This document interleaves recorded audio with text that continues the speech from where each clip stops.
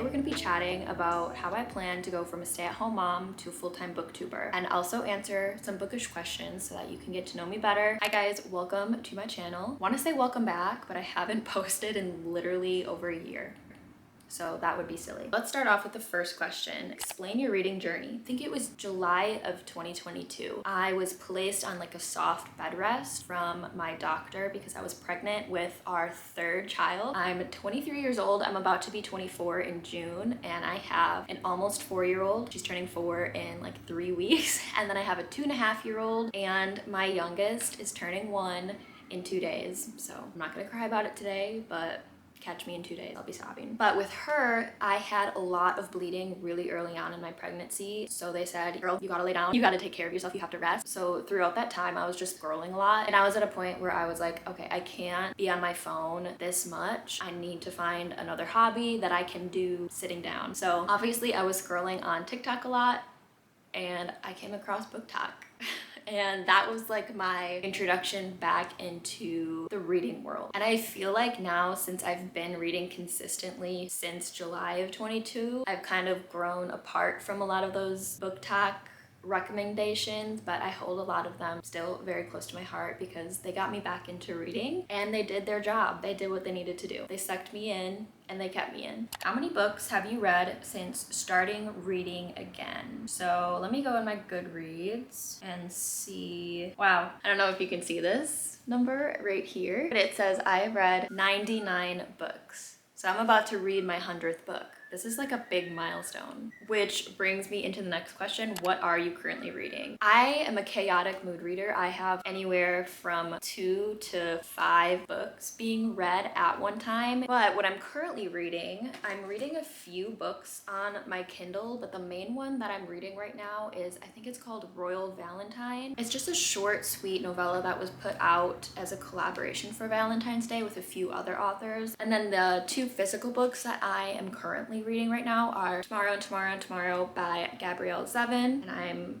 about this much into this one. And then I'm starting the Throne of Glass series with Assassin's Blade. I know there's not controversy, but a lot of people have a lot of opinions on when you should read this book. Some say you should read it first before Throne of Glass. Some people say you should read it third. Some people say you should read it fourth. And honestly, in my brain, it makes sense that if this is a prequel, I'm gonna read it first. Even though it wasn't published first, like in the timeline of this world, it takes place before, so I wanna read it.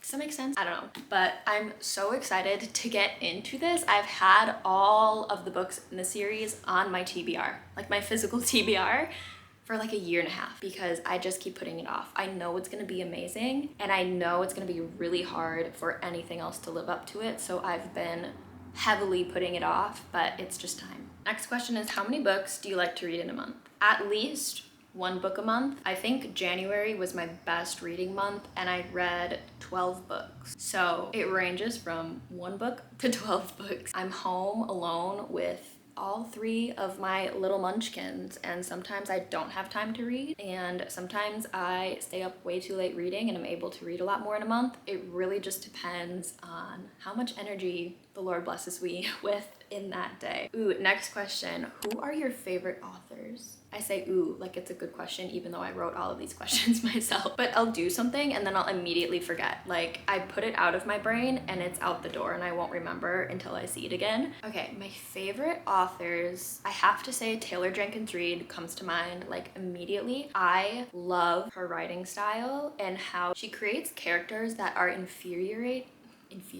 that's not the word, infuriating, and that you feel so connected to, like on the same side. How can I hate all of these characters but be so invested in this story? Her storytelling abilities are incredible. I've only read 2 books by her, but I own 3 more, but it's a goal of mine in 2024 to get through her entire backlist and read all of the books she's ever published because Everything I read by her, I love. And another author in that same everything I've read, I've loved is Emily Henry. A lot of people classify her as a romance author, and I agree, but there are heavy literary fiction elements into her books which make me love them. It's so hard for me to rate a plain Jane fluffy romance 5 stars because it can easily just be too much about the romance itself instead of the two characters that it involves. But Emily Henry just does romance so good. She's my favorite romance author, hands down. Like, I haven't read any other romance author that has compared to her. She paints such beautiful pictures. I can see everything playing out in my head like a movie. I grow attached to the characters, and I just love all of her settings. They are so cozy and I just love them. And last but not least, definitely not least, Miss Sarah J. Maas. I can't say that she is not a top author of mine because she's the queen. Next question. What are your top favorite genres? 1, literary no, take that back. Fantasy, romance, and literary fiction. And occasionally I will read a thriller or like a mystery or something like that. And I want to get into reading more classics and nonfiction, but I would say the majority of the books that I read are either fantasy, literary fiction, or romance. This next question is so tough. What are your top 5 books of all time? I don't know if it's cheating to say like a whole series because that's actually multiple books. So I think I'm just gonna pick one book. If it's from a series, it has to be one book. So first starting out, I'm just gonna say Daisy Jones and the Six is one of my favorite books of all time because it introduced me into the literary fiction genre. Again, she just does an amazing job at creating characters. The writing style is incredibly easy to fly through since it's written like an interview. You get to know each and every character and all of their side stories, and that's what I've found that I love as a reader. I love to be connected to the characters with the plot instead of just a plot or just the character. Whenever they all work together seamlessly, it just makes my reading experience so much better. But this book was the first book that I read that I was like, okay, this is what a 5-star book is. So I would say that, and then also I can't not mention the ACOTAR series. A Court of Mist and Fury was good, but I had a lot of that book spoiled for me. I think if it wasn't spoiled for me, it would be my favorite book in the series, but A Court of Wings and Ruin I think was my favorite out of the series because I love a good like scheming plot in fantasy. I love the war, I love the politics and all of the play that went around with that. It was just so good. Okay, I feel like I have to say beach read. This is the blueprint for romance. If you are a romance reader and you have not read this book yet, please read it. It is so good. I went into this totally blind, not knowing what it's about. It's kind of like an enemies to lovers, but I guess more like rivals to lovers. But I don't want to reduce this book to tropes because it's just so much more than that. It is so much more than that. And if you have not read it, please read it. Please read it, please read it. Okay, that was 3. So I guess, I recently read this book, but it's been like hanging around with me. And I know it's kind of random, and I know I said I don't usually read mystery thrillers, but I really loved this one.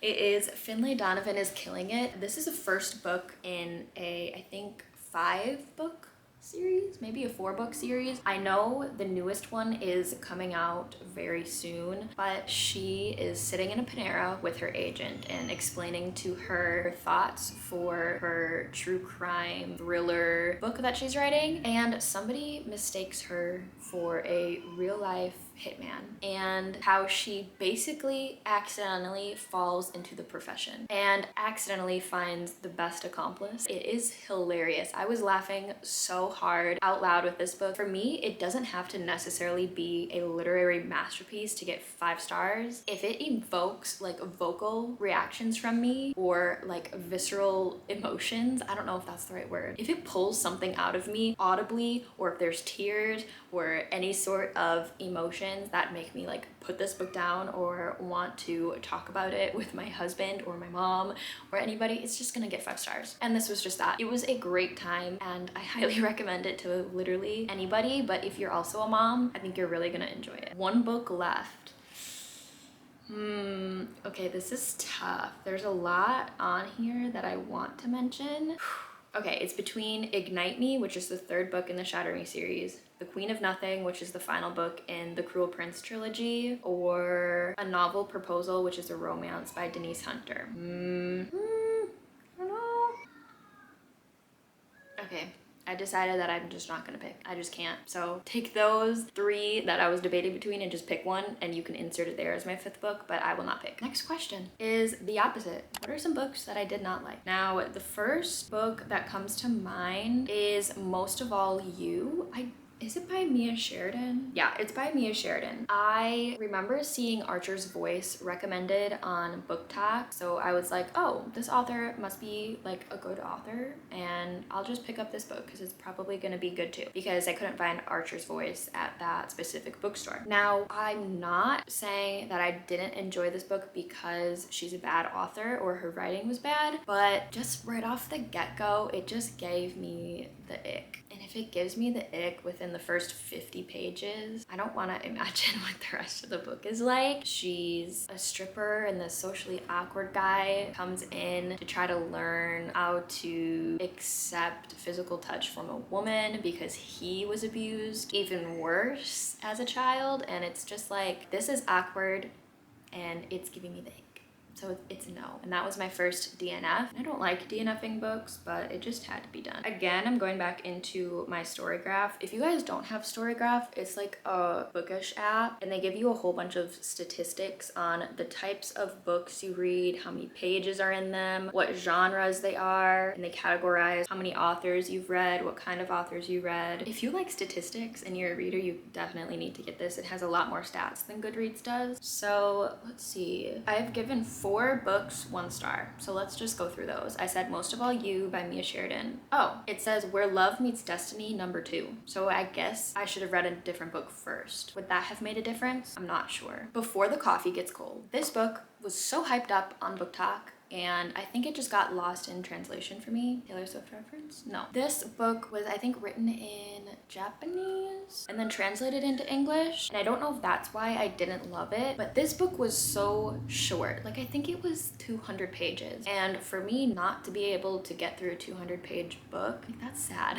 Like, I should just be able to power through, but I was just so bored. I just didn't really understand what was going on because I wasn't invested because of the writing. Like, there's some sort of gap there, and if the writing doesn't suck me in, I just am not gonna enjoy it. So I gave that one 1 star. That was also a DNF. I read so many Christmassy novellas on my Kindle, and one of the ones I read and just did not like was The Naughty Billionaire's Baby Bargain, which is the second book in like a little novella trilogy. And again, it just gave me the ick. It's about a girl who really wants a baby and like she's getting older. So she basically comes up to like, I don't know if it's her childhood best friend or something like that, but she's like, hey, let's have a baby. Like, I want to have a baby with you very soon, like now. Girl, that's not how you open up a conversation. If you want something really unhinged though and outlandish around the holidays, maybe you would like this.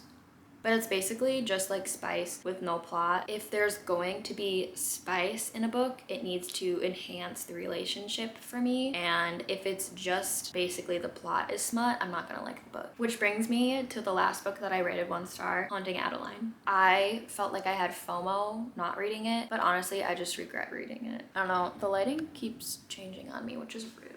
We'll leave it there. But I flew through this book, but I gave it 1 star because it was so much smut and it was not consensual ever. And this gave me, is that a spider? Oh, honestly, I just really don't want to go into it. I don't want to talk about it. I don't want to give it my time or my words. I can't in my right mind recommend this to anybody ever. Next question, how many books do you want to read in 2024? Originally, I had set my reading goal for 50 books, but I just recently changed it to 75 because I feel like I can do it. Now that I have a Kindle, I've been reading a lot faster, and I have, I think, 70 books on my physical TBR right now. I want to tell myself I could read them all within the year. So as it stands right now, I want to read 75 books this year. What are your booktube goals for 2024? So I need to hit 500 subscribers and I need to hit 3,000 watch hours before I can start getting paid by YouTube. That is my outlandish goal. I'd like to get monetized by the end of this year. So it's February right now. So in 10 months, I would like to have that accomplished. It's just really lonely here sometimes as a stay-at-home mom. I'm looking to make some good friends, good connections on here, and hopefully make some money so that I can help support our family and support my book